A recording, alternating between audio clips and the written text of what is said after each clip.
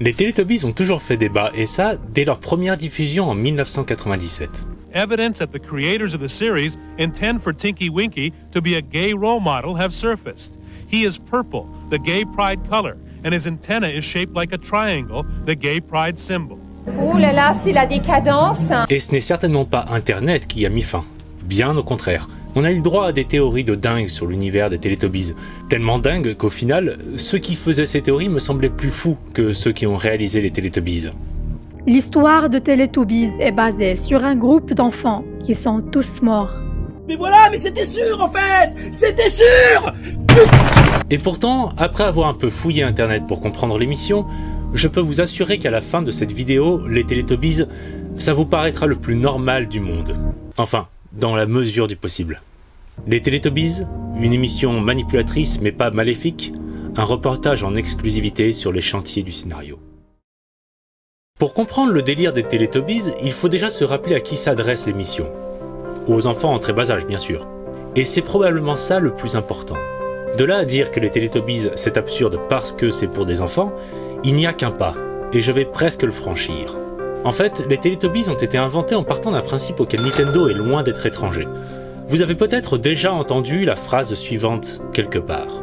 L'univers de Mario c'est n'importe quoi, c'est un plombier italien qui saute sur des tortues et blablabla et blablabla. Et il est aussi possible que vous ayez entendu quelque chose comme l'univers de Mario il est logique pour un joueur. Mario est plombier donc il rentre dans des tuyaux. Et il saute sur des tortues pour qu'il puisse ensuite rester la carapace qu'il peut alors jeter sur des trucs. Tout naturellement. J'en fais beaucoup trop. Ça, c'est dû à une méthodologie chère à Nintendo. Ça explique aussi l'univers de Splatoon. D'abord, on s'occupe du gameplay, ensuite on met des calamars parce que les calamars jettent de l'encre et qu'il faut que les joueurs recouvrent le terrain d'un truc, donc de l'encre. Et on les rend à moitié humains parce qu'il faut qu'ils alternent entre la course à pied et la nage dans l'encre. Et pouf, on a des Inklings. Bon, maintenant que ça c'est établi, ou réétabli pour ceux qui le savent déjà, ou réétabli pour ceux qui l'ont déjà entendu 15 000 fois, quel est le foutu rapport avec les Teletubbies ? Eh bien, tout dans les Teletubbies a été pensé selon son audience, à savoir des enfants en très bas âge, genre entre 1 an et demi et 4 ans, j'en avais au moins 5, mais c'est juste que je préparais déjà cette vidéo. Faisons donc une liste des éléments de l'émission en fonction de leur intérêt pour les enfants. Primo, les Teletubbies sont de 4 couleurs bien distinctes et bien vives pour que ce soit impossible de les confondre. On y ajoute une différence de taille, des symboles différents sur la tête, et chaque enfant peut alors reconnaître son préféré d'un seul coup d'œil. Ensuite, pourquoi des antennes ? Tout simplement parce qu'ils ont des télés au niveau du bide. Il faut bien capter les chaînes par satellite, du coup. Attendez. Donc des satellites. Il y a donc des satellites dans les... Non, ne pensons pas comme des adultes. La question c'est pourquoi des télés ? Pour lancer des mini-reportages à n'importe quel moment de l'émission. Pas besoin que les Teletubbies s'amassent sur un canapé façon Simpson à chaque épisode. Next.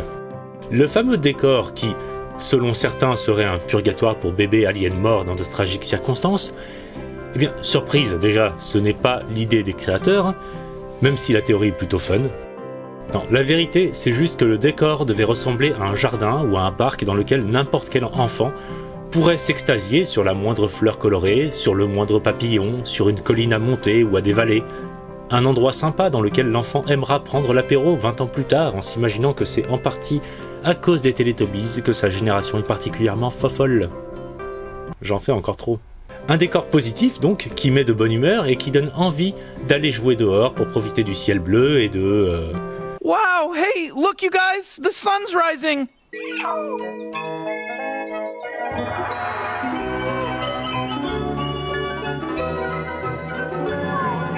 Venons-en donc au point le plus important de tous. Quel est l'intérêt des Teletubbies ? Pourquoi c'est si gênant pour un adulte ? Et à quel moment, à quel foutu moment, le soleil avec une tête de bébé a semblé être une bonne idée ?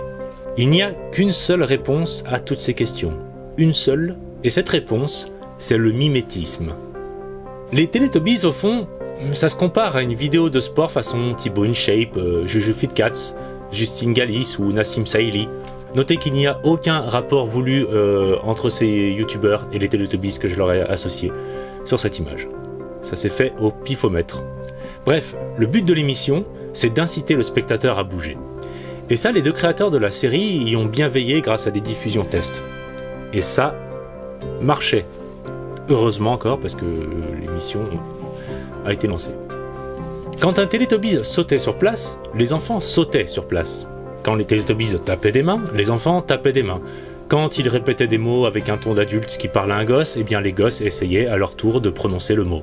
C'est pour ça que par exemple, les créateurs se sont demandé un jour si les Teletubbies devaient ou non sauter à cloche-pied. Est-ce qu'un enfant de 2 ans peut sauter à cloche-pied? Pas tous. Est-ce qu'un bambin peut se refaire le portrait en essayant? Carrément. Alors au final, ils l'ont certes intégré, mais ils en ont aussi fait une limite à ne pas dépasser. De la même façon qu'un ou une coach préviendrait du danger de faire du développé couché à 100 kg seul et sans sécurité dans sa chambre, même si certains spectateurs en sont facilement capables. Et qu'en est-il de ce bébé qui regarde les Teletubbies depuis sa sphère de feu interstellaire? Le mimétisme aussi. Quand un bébé croise un autre bébé, ça fait un peu l'effet de 2 fans de JoJo qui se croisent dans la rue. Alors quand le bébé soleil rit, le bébé spectateur peut aussi rire. Quand le bébé soleil grimace, le bébé humain grimace. Et à la fin de l'émission, les Teletubbies allaient se coucher. Là aussi, ça peut donner l'idée d'un purgatoire dans lequel les jours s'enchaînent sans fin.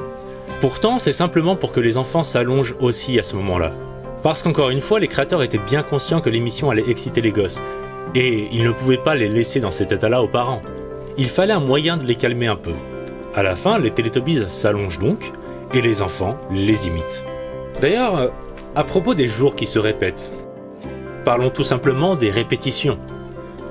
Tout se répète toujours dans les Teletubbies. De la présentation de chaque personnage, à leur moindre gestuelle, en passant par les personnages secondaires comme l'éolienne, le soleil, etc. Et ce n'est pas anodin. La répétition, c'est un élément indispensable à l'apprentissage. Il faut répéter les mots pour que le cerveau les retienne, répéter les gestes pour que les muscles les enregistrent.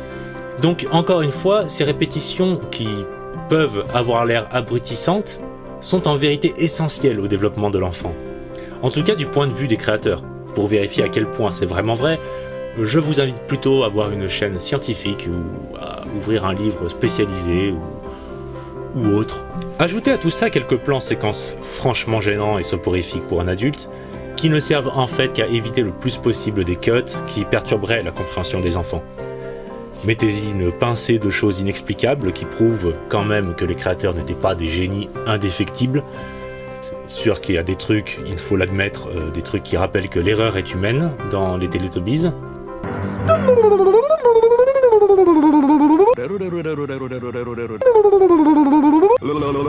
Bref, les scénaristes n'étaient pas toujours au top de leur forme. Il y a des hauts et des bas dans tous les métiers. Mais entre une émission qui aspirait le cerveau des enfants et une émission qui était parfois en roue libre, il y a quand même une différence. D'autant que les erreurs peuvent aussi être expliquées par le fait que le tournage était rude.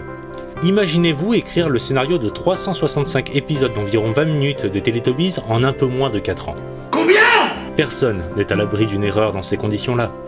Alors voilà, je voulais faire cette vidéo déjà pour comprendre le délire des Teletubbies, mais aussi pour féliciter un peu le travail qui a été fait. Je pense pas que cette émission soit devenue culte pour rien et juste pour son côté creepy. Parce qu'honnêtement, déjà, ça met la pression de faire du divertissement, la pression, vous la sentez? Déjà, ça met la pression de faire du divertissement et de l'éducatif pour des adultes, alors le faire pour des enfants, franchement, je trouve que c'est l'angoisse. On veut à tout prix éviter la moindre erreur, et à raison.